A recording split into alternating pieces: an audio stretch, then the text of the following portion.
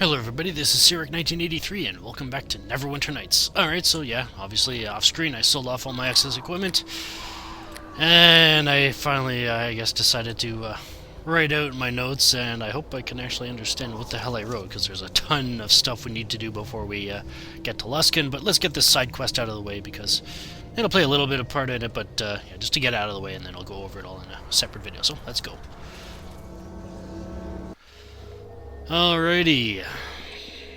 What's this chest? Riddle chest. Take a look at this. Letter by a strange hand.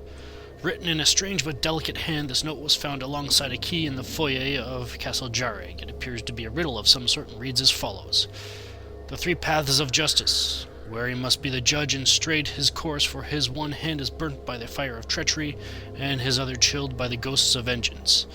The true path of justice lies with the heart and head, for only with reason can he determine the truth, and only with compassion can he know its consequences. Wow.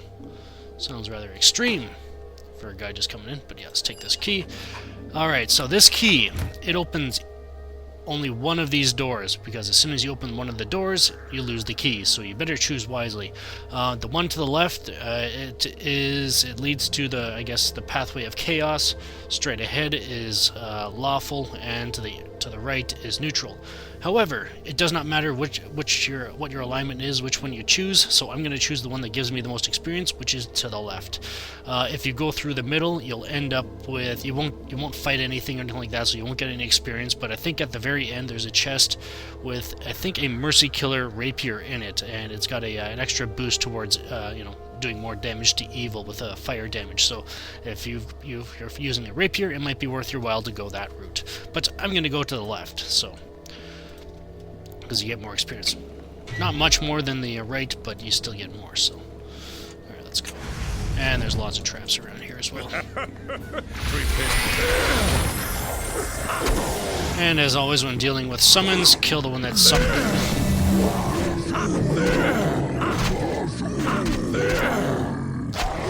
For every one of these you kill, you remove another one from the... Come on, kill. There we go.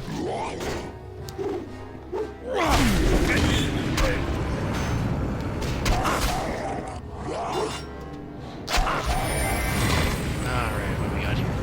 The Slad's Tongue.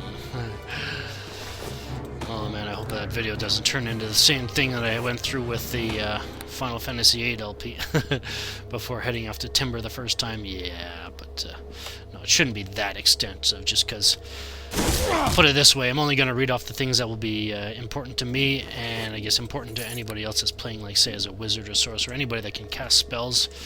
But other than that, I'll just post a link in the video description eventually of where you can find the information that is relevant to your class. So let's keep going. And lots of them again. But yeah, the slots, they will actually try to, I guess, stun you, sort of like the Minogons from, I guess, it wasn't the Neverwinter Wood, it was from the East Road, the Creator Ruins, that's it.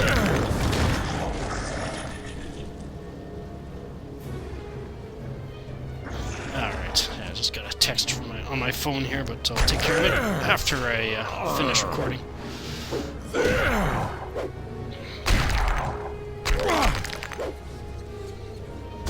Come on. It's just got a lot of HP. It's not that hard to deal with.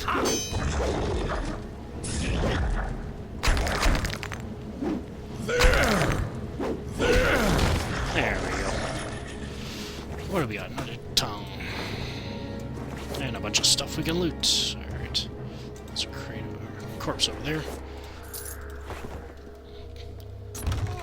Cure critical wounds. I suppose I should use that one. Yeah, I think I will. Just because I could use it.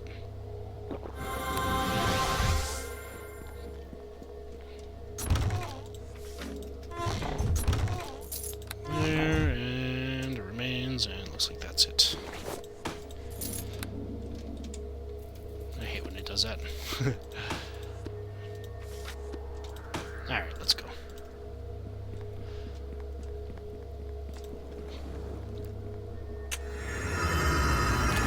Negative energy trap number 1. Tons of them in here. Alright. This note was found in the west passage of Castle Jhareg's main floor. It chastises you in its graceful scrawl. Remember, we took the path of chaos, so the other path will have a different note, with different wording and all that stuff. So, alright. Just as a candle's flame is thrust into darkness, 'tis the destiny of a judge to be surrounded by deceit. But even as a forgotten candle gutters and goes out, so too shall the judgment of anyone who lingers there. Remember this lesson when it comes time to judge. Alrighty. I will heed that lesson. And we might as well put the kukris away. Let's talk to the Guardian. Actually, no, there's a chest down here. 61 gold. Alright, now let's talk to the Guardian. Greetings, Judge, and welcome to the Castle Jhareg. I hope you have learned your lessons well. Did you write the notes in those chests? Not I, my child. The notes you speak of were placed there long ago by Lathander, god of the dawn, in anticipation of your coming.